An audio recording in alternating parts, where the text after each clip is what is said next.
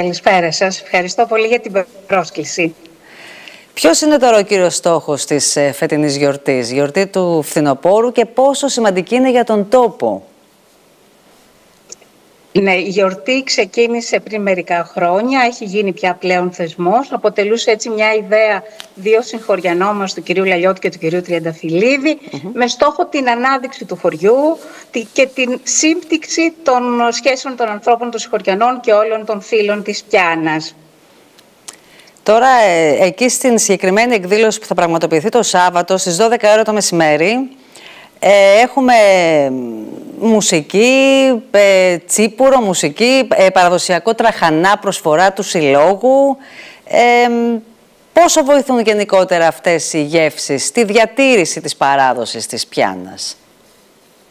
Ναι, είναι γεύσεις που είναι πολύ αρεστές και πολύ οικίες σε εμάς, αλλά και σε όλο τον κόσμο.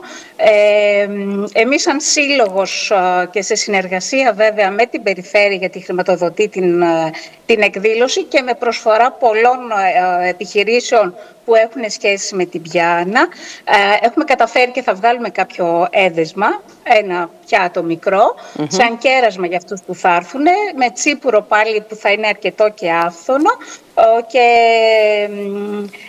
με τον τραχανά, όχι μόνο σαν γεύση που την ξέρουμε, όσο το ότι θα έχει αρχίσει να κάνει κρύο, θα έχουμε το βράδυ πιο αργά, οπότε θα είναι απαραίτητο στο να μας ζεστάνει. Και θα υπάρχει και μουσική υπόκρουση, κυρία Γκουζιούλη. Ναι, έχουμε κάνει μια πάρα πολύ καλή επιλογή, θα έλεγα. Έχουμε μια εξαιρετική ορχήστρα με ανθρώπους που τηρούν την γνήσια και την παράδοση του τόπου μας, την καλή και τη σωστή μουσική. Αν θέλετε μπορώ να τους αναφέρω. Είναι ο κύριος Διαμαντής Ρουμελιώτης και η πολυτίμη Τόλη, ο κύριος Μπατσικούρας Παύλος, ο Κώστας Γιαννακόπουλος στο κλαρίνο και ο Κουτελιέρης ο Αντώνης. Θέλω να επισημάνω ότι τους έχουμε δοκιμάσει, τους έχουμε ξαναπάρει στα χωριό μας και όντως είχαμε περάσει καταπληκτικά. Το χωριό λέγεται Πιάνα, βρίσκεται στην Αρκαδία. Θέλω να μας πείτε δύο λόγια για το συγκεκριμένο χωριό. Βεβαίως, να σας πω.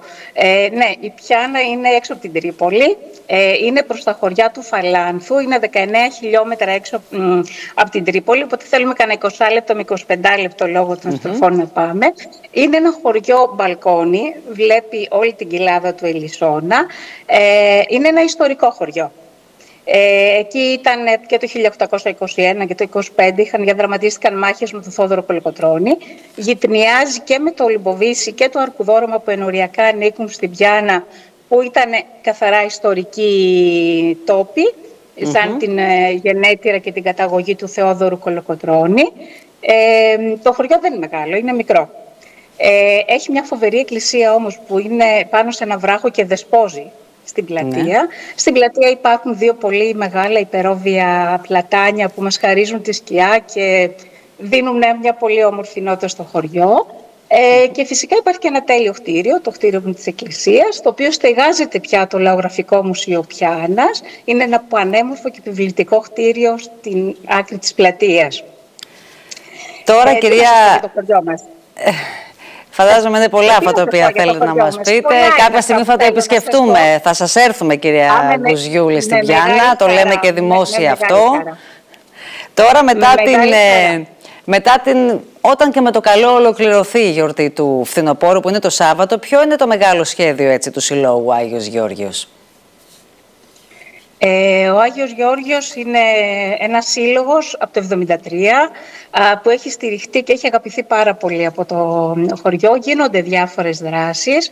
Έχουμε δράσεις καθ' όλη τη διάρκεια της χρονιάς. Τις απόκριες γίνεται πάλι στην πλατεία, τηρώντας το άναμα της φωτιάς και όλα τα σχετικά, το κάψιμο του καρνάβαλου και ό,τι απαιτεί και τα δρόμενα που γίνονται στην αποκριά.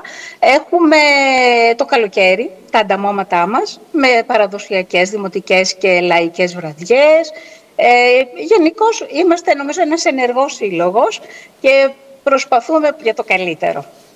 Να υπενθυμίσουμε λοιπόν αυτό το Σάββατο 25 Οκτωβρίου στις 12 η ώρα το μεσημέρι, ραντεβού στην Πιάνα της Αρκαδίας για τη γιορτή του φθινοπόρου, και από ό,τι φαίνεται, κυρία Γκουζιούλη, μας περιμένει έτσι μια αυθεντική γιορτή. Συμφωνώ και εγώ. Και καλώ όλους να έρθουν, θα περάσουν πάρα πολύ όμορφα. Ο καιρός είναι σύμμαχός μας. Βλέπω ότι έχετε και την αφίσα της περιφέρειας που και φέτος μας χρηματοδοτεί. Να επισημάνω τα μονοπάτια που έχουμε. Έχουμε 2 πάρα πολύ όμορφα μονοπάτια. Έχουμε τις βρυσούλες που είναι και τρεχούμενο το νερό και είναι πολύ... Βλέπω τις εικόνες που βγάζετε, που είναι επισκέψιμη. Έχουμε τις εκκλησίες στην Πολυκαμένη, που έχει ονομαστεί έτσι γιατί είχε καεί πάρα πολλές φορές από τους Τούρκους. Τέλος πάντων, το χωριό έχει μια πολύ όμορφη φθινοπορεινή όψη και θα χαρούμε πάρα πολύ να σας δούμε όλους, και ειδικά από τους άλλους όμορους νομούς. Λοιπόν, εύχομαι καλή επιτυχία, κυρία Γκουζιούλη, και σας ευχαριστώ πολύ για τον χρόνο σας. Εγώ σας ευχαριστώ πάρα πολύ. Ήταν μεγάλη τιμή για μας. Καλή τηλεθέαση να έχετε. Ευχαριστούμε πολύ. Παρακαλώ.